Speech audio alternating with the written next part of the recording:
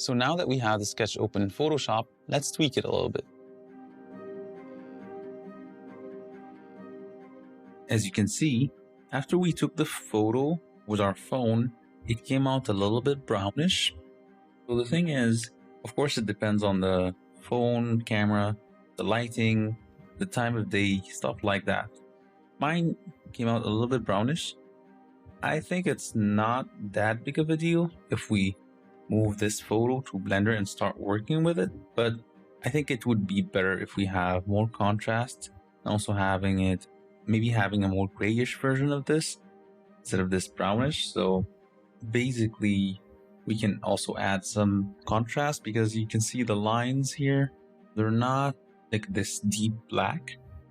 So it's better to edit it right now because once we move it to 3D, you'll need to trace over it. And once you add a few objects like the arm here, maybe the body, maybe the pockets, it's gonna get really busy. So it's just better to have more contrast. So the way I do it with something like this is I go to adjustments, start with the hue and saturation, just drag it all the way down. So something like this. And then go again to the adjustments here and pick the RGB curved one. And yeah, click on it. And as you can see, the white arrow here, we just drag it and just press here in the middle and then drag it a little bit down. Like this. So now we have more contrast, darker lines, and it just looks nicer so we can trace over it in 3D without having any issues. But of course, it's not just that. For example, I might work on a rough sketch, just working out the shapes in my sketchbook, and then I move to Photoshop and start sketching stuff over it. So maybe I'll sketch some more details, maybe remove some stuff, or maybe tweak the proportions of some stuff. You can make the whole sketch in Photoshop digitally. It's just that I prefer to work on a sketchbook in the beginning and then move to the digital form. But also, if you don't have access to a graphic tablet, so you cannot draw in Photoshop, you can draw everything in the sketchbook. And then after moving stuff to Photoshop, maybe you'd want to add more, let's say, stars.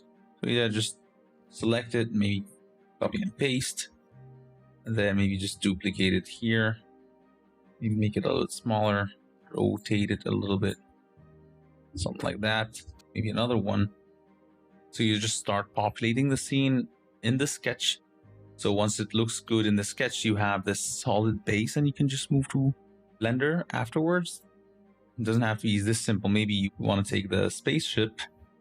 Let's say I sketched it a little bit too small. I can actually just create like another version where it's a little bit bigger. So maybe like scale it up a little bit, move it, something like this. Then yeah, apply it. Or maybe after you sketched or actually took the photo, it was in the wrong perspective somehow.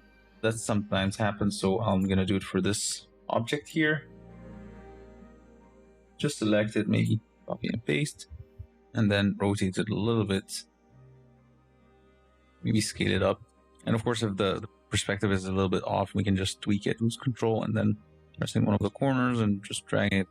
So yeah, you can just do all sorts of things. That's what I usually do in Photoshop, just, collage everything all together. And once it looks good, I can just move to the 3D space. Of course, I have all the objects that I want in the place that I want them to be.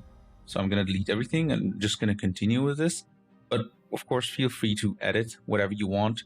If you want the composition to be wider, maybe you want to add more objects on the side. Maybe if you want to create some sort of poster, you can add some objects up top or in the bottom here. Yeah, feel free to edit it. So you have the solid base with everything there. And then we can move to 3D and start blocking out the shapes. In the next lesson, we're going to start using Blender and learn the shortcuts.